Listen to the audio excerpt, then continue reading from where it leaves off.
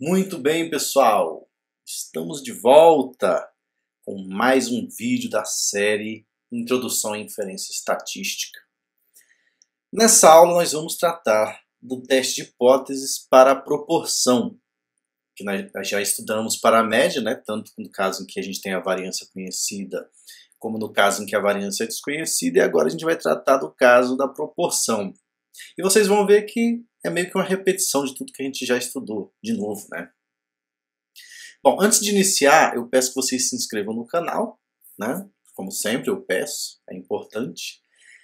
E vamos então à aula em si.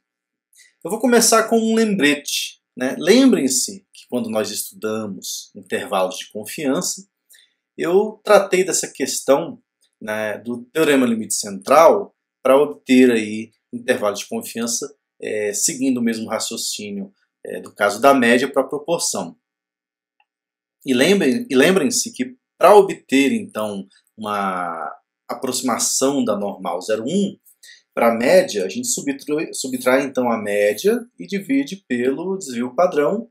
A mesma coisa vale para a proporção. O que muda é que a média da média amostral, né, a gente trata ela a partir do parâmetro populacional que é μ, e no caso da proporção, p. E o que muda em relação também ao desvio padrão é que, no caso, né, quando tratamos de média amostral, nós falamos no desvio padrão sigma, né? E no caso da proporção é a raiz de p vezes 1 menos p. Então, tudo que a gente estudou para o teste, né, da média vale também, né, para a proporção. Mesma coisa que eu fiz lá no caso do T-Student. Então vejam só. O que está escrito aí é exatamente o que eu falei, né, para vocês. Se a gente repetir sistematicamente todo o raciocínio utilizado nos casos 1, 2, 3, em que estudamos para os testes, né, para a média com variância conhecida, nós vamos obter, então, resultados semelhantes. Tá? Em ambos os casos, nós temos a distribuição aproximadamente normal. Então, o que nós vamos mudar é a hipótese nula apenas, né? Então vejam só, eu teria nessa situação uma hipótese nula P igual a P0 versus a hipótese alternativa, que pode ser P diferente de P0, P menor que P0, P maior que P0, seguindo a mesma estrutura, né?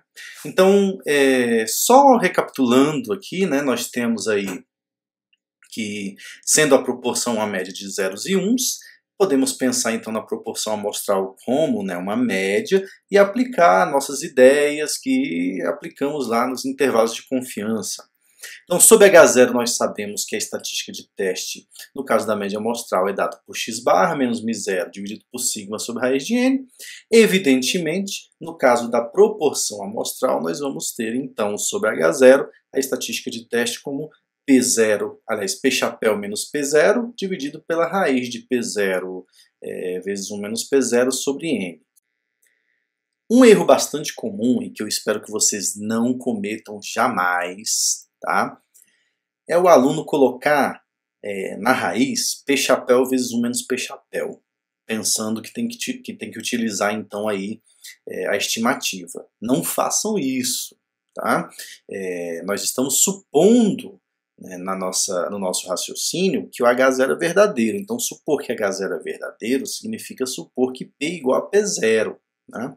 E aí, nessa situação, a distribuição seria então normal, com o desvio padrão dado por P0 vezes 1 menos P0 dividido sobre n tomado a raiz. Né? Muito bem, então nós podemos fazer também aqui uma tabela resumo semelhante aos casos que estudamos anteriormente. Tá?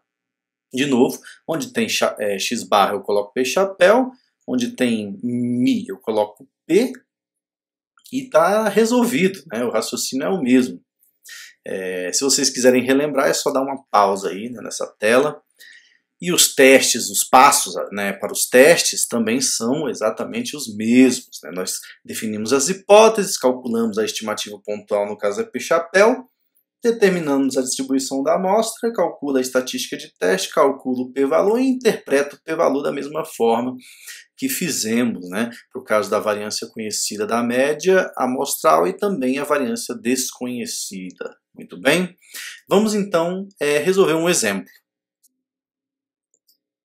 Uma empresa fabricante de componentes eletrônicos afirma que apenas 2% dos chips que envia apresentam defeitos. Uma outra companhia que utiliza chips em seus produtos decide testar 300 desses chips e observa que 9 deles apresentaram defeitos. O que podemos concluir sobre a afirmação da empresa ao nível de 5%? Então vejam só, o que nós estamos testando?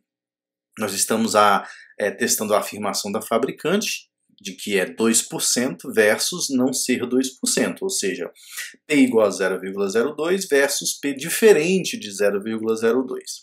Notem aqui que o tamanho da amostra é 300 e que nós queremos testar ao nível de 5%.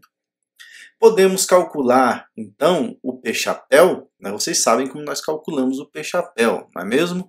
Nós pegamos, então, aí no nosso caso, nós queremos testar a quantidade, então, de chips defeituosos. Como foram 9, né, dentre 300, eu pego 9 dividido por 300. Tá? Então, o P-chapéu, nossa estimativa de P-chapéu 9 sobre 300 é 0,03. Evidentemente que, como eu já falei para vocês, o caminho mais rápido e que dá mais informação para nós é calcular o p-valor. No nosso caso, então, o que a gente vai ter? O p-valor é 2 vezes a probabilidade de observar valores iguais, né, ou mais extremos do que o observado a partir dos dados. O que nós observamos nos dados foi 0,03, então o p-valor vai ser o quê? 2 vezes a probabilidade de P-chapéu ser maior ou igual que 0,03, dado que a hipótese é verdadeira. Então vejam só, estamos pegando 2 vezes a probabilidade, por quê? Porque eu estou olhando para os dois lados da distribuição. Sob H0, então, a distribuição vai ser aproximadamente normal, P, né, o P é 0,02, sob H0, né, então, se a gente está supondo que a hipótese é verdadeira, né, e, no caso, a variância vai ser o quê? 0,02 vezes 0,98, que é P vezes 1 menos P, dividido pelo tamanho da amostra, que é 300.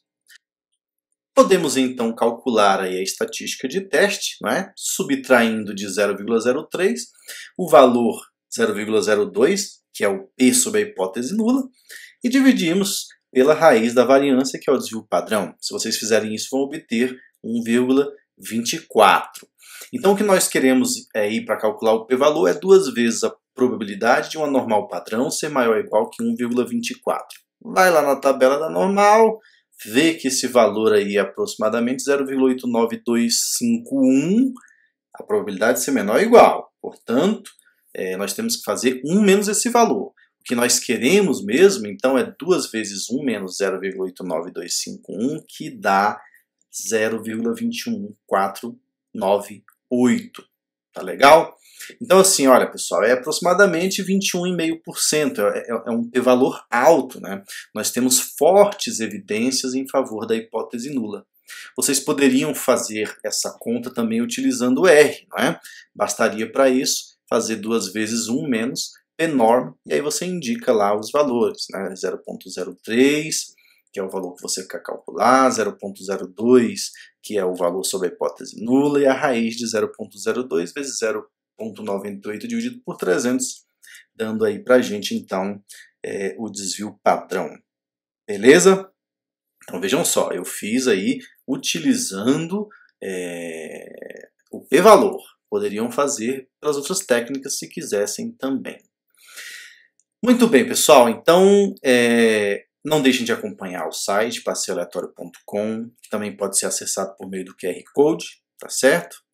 Eu prometo para vocês o seguinte, a gente vai ter na próxima aula uma aula só de problemas, né? Só exercícios, só exemplos sobre teste de hipótese. Aí a gente vai passar por todos os casos, né?